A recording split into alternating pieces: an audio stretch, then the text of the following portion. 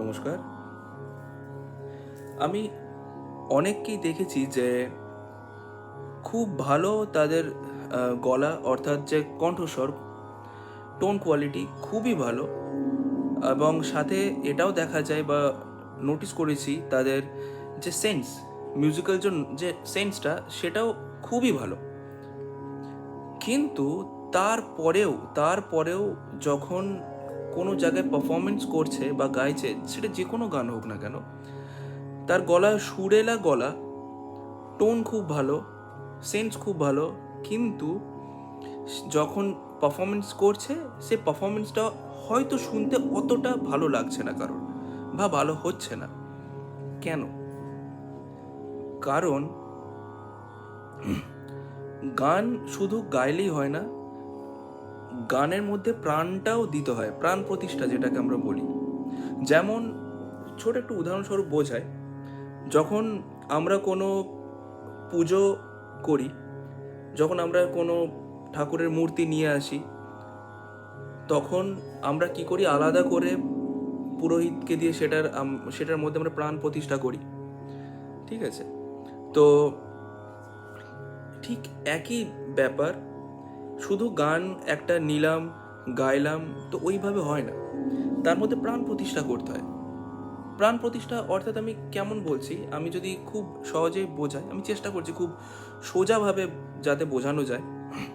এখন যেমন এখানে রাগ ইয়ামানটা হচ্ছে, তো আমি এর উপরে একটু বোঝাচ্ছি। আমরা সবসময় ফোকাস করে ফেলি গানের দিকে, যে গানটাকে কিভাবে গাইবো ভালো, কিন্তু আমরা যে গ্রামারটা আছে, গানের পিছনে যে জিনিসগুলো আছে, যেগুলোকে আগে আমাদের ঠিক করা উচিত, যেটা ঠিক না করলে গান হবে না। কারণ আমরা স্কিপ করে যাই যে স্বরগুলোর ওপর গানটা আছে। গানটা কি হচ্ছে, যে একটা কথাকে সে স্বরগুলোর ওপর একটা সুরে যখন আমরা গাইছি, ঠিক আছে, তখন ওটা গান হচ্ছে, শুধু গান হচ্ছে। গানের মতো অর্থাৎ ফিল করে গাওয়াটা কিন্তু হচ্ছে না। সেটা কেন হচ্ছে না? কারণ যে স্বরগুলো আছে সেই স্বরগুলোকে আমরা ফিল করছি না, বুঝছি না, বা বুঝতে চাইছি না, বা সেই স্বরগুলোকে নিয়ে যেটা চলা। যেমন নেরে গা, নেদা নেরে মা, রে মা গা। এখন আমি যদি স্বরগুলোকে এইভাবে গাই, নে রে গা, নে ধা নে রে গা মা রে গা, এটাও তো গা হচ্ছে, সুরেই গাইছি।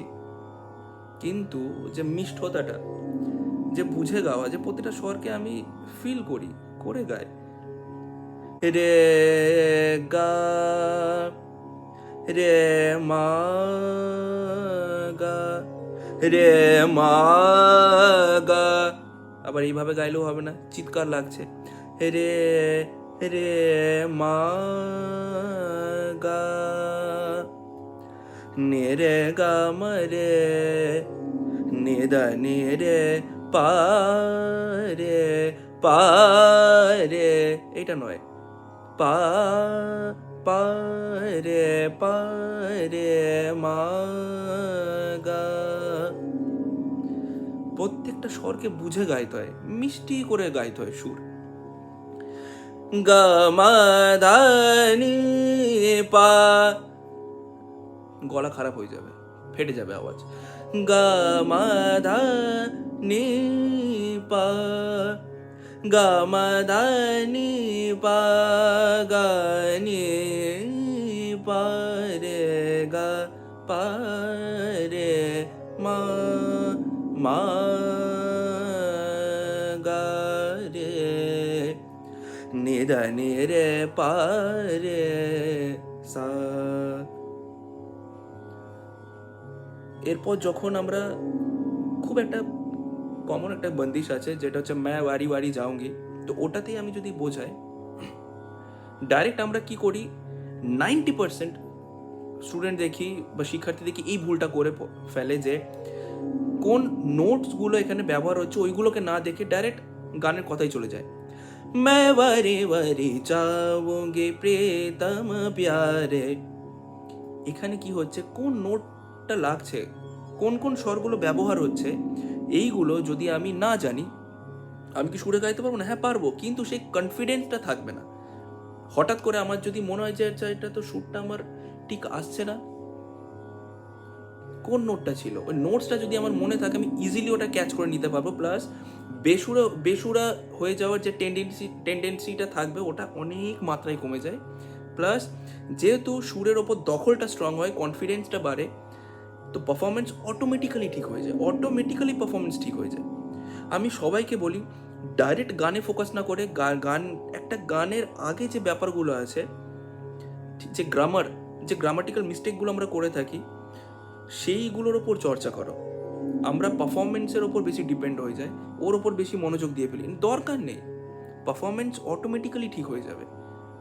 এই যে ছোট ছোট ভুলগুলো হয়, যে গ্রামাটিক্যালি যে ভুলগুলো হতে থাকে, এইগুলোকে যদি আমরা একটু ধৈর্য ধরে একটু সময় দিয়ে প্র্যাকটিস করি না, রেওয়াজ করি, বুঝে করি, তো অটোমেটিক্যালি পারফরমেন্স ডেভেলপ হবেই, শুনতে ভালো লাগবেই। सा नि ध प म ग रे सा नि गा गा म ग म ध प रे सा नि रे गा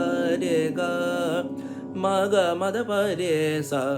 এবার যারা করছে আমি দেখছি বছরের পর বছর গাইছে, কিন্তু এইভাবেই গাইছে, সা নি ধা পা মা গা রে সা নি গা গা মা গা মা ধা পা রে সা, সা নি ধা পা মা গা রে সা নি গা গা, সা নি ধা পা মা গা রে সা নি গা গা মা গা মা ধা পা রে সা। এই যে থ্রোটা করছে সবাই জানে, বা আমরা এইভাবে শুনে এসেছি যে ক্লাসিক্যাল গাইছি মানে ওপেন থ্রো থাকবে, ওপেন থ্রো রাখো, কিন্তু তাতে মিষ্টতাটাকে রাখতে হবে। মিষ্টতাকে না রেখে ওপেন থ্রো করলে গলায় গলায় প্রবলেম হবে। এটা একটা কাঁচের মতো সূক্ষ্ম একটা জিনিস, খুব বেশি জোরে যদি একটু আঘাত লেগে যায় না, ক্র্যাক হয়ে যাবে বা ভেঙে গুঁড়িয়ে যাবে, তখন কিছু করার থাকবে না। সা নি ধা পা মা গা রে সা নি গা, এত চিৎকার করে দরকার নেই। সা সা নি ধা পা মা গা রে সা নি গা গা মা গা মা ধা পা রে সা, নে রে গা মিষ্টি করে, নে রে গা, এটা নয়, নে রে গা মা গা মা ধা পা রে সা নি ধা নে রে গা, নে রে পা মা ধা পা রে সা। তারপরে ওপর দিকটা পা পা সা সা, পা পা সা সা, যতটুকু আওয়াজ বার করা দরকার ততটুকু, পা পা সা সা সা সা সা সা নি ধা নি রে সা দা পা, নি রে গা মা নি রে সা নি ধা পা মা গা রে সা। আমি কি এখানে ওপেন থ্রো রাখছি না? রাখছি, কিন্তু মিষ্টতা, ফ্লেক্সিবিলিটি থাকা খুব দরকার গলায়। নি রে সা নি ধা পা মা গা রে সা, এটা ভুল। বারবার যদি আমি এইভাবে করতে গলায় একটা প্রেশার ক্রিয়েট হবে, তারপর পেন শুরু হয়ে যাবে, হতে বাধ্য। নে রে গা মা নি রে সা নি ধা পা মা গা রে সা, সা নি ধা পা মা গা রে সা নি গা গা মা গা মা গা মা গা। এই যে হারকাতগুলো ছোট ছোট, এইগুলো নিতে হয়। সা নি ধা পা মা গা রে সা নি গা গা মা গা মা ধা পা রে সা, এটা বেসিক লেভেলের হয়ে গেল। মা গা মা ধা পা রে সা, মা মা মা গা, এই যে খটকা, মা গা মা ধা পা মা ধা পা রে সা। ঠিক আছে, একদম একদম সোজাভাবে যদি বলি, একটা নেকলেস বানাচ্ছি বা একটা গলার হয়তো একটা চেন বানাচ্ছি, সেটা একদম প্লেন বানালাম, সেটা দেখতে একরকম, এবার তাতে কিছু কিছু ছোট ছোট সূক্ষ্ম সূক্ষ্ম অলংকার কাজ, সেটা সৌন্দর্য আরও বেড়ে যায়। এবার তাতে যদি আমি অতিরিক্ত বেশি কাজ করে ফেলি একটা ছোট পার্টিকুলার জায়গার মধ্যে, সেটা কি দেখতে ভালো লাগবে? না। কোনো জিনিস মাত্রাতিরিক্ত দেখতে ভালো লাগে না, শুনতেও ভালো লাগে না। খুব ব্যালেন্স রেখে করতে হবে প্রত্যেকটা জায়গায়। আমরা যারা ক্লাসিক্যাল বা শাস্ত্রীয় সঙ্গীতের চর্চা করি না, তাদের একটা টেন্ডেন্সি থাকে যে সব জায়গায় প্রত্যেকটা লাইনে প্রত্যেকটা স্বরে কিছু না কিছু হরকত মুরকি করতেই থাকবো, দরকার নেই। সিম্পলিসিটি থাকাও একটা বিশাল বড় ব্যাপার। হরকত করো, ততটাই করো যতটুকু সেটাতে শুনতে ভালো লাগে। मैं वरी वरी चाहूंगी प्रीतम प्यारे कब आओगे मोरे मदरबा। আগে নিজে গাও, নিজে সেটাকে শোনো, শুনতে ভালো লাগলে তবে ভাববে সামনের জনের ভালো লাগবে। আমার মেন যে কথাটা হচ্ছে, যে কোনো গান যখন গাইছো তাতে প্রাণ দেওয়ার চেষ্টা করো, ফিলটা আনো, ফিল। ঠিক আছে? এবার তাতে কি থ্রো, কোথায় কোথায় হরকত দিচ্ছি, কতটা থ্রো করছি, মুরগিগুলো যখন আমরা অ্যাড করার কথা ভাবছি, যদি কোনো কোনো জায়গায় একদম সিম্পল থাকে, আমি যদি সেখানে মুরগি দেওয়ার কথা ভাবছি, তাতে কি সেটা ভালো লাগছে? আগে নিজে শোনো, বা 5 জনকে শোনাও, বা বাড়িতে যারা গান বাজনা বোঝেন তাদেরকে শোনাও যে এটা শুনতে কি ভালো লাগছে।